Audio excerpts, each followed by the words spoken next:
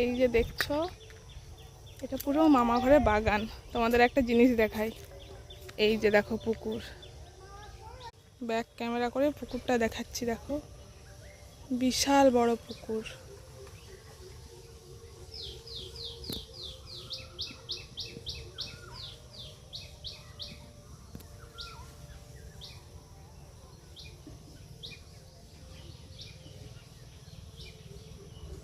তো চলো তোমাদের আরেকটা জিনিস দেখাই।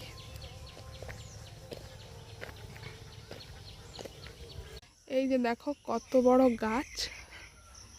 গাছটা ভালো করে দেখো, কি গাছ তবে আমি ঠিক জানি না।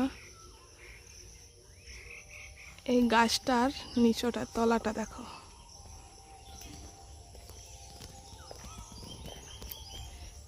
দেখো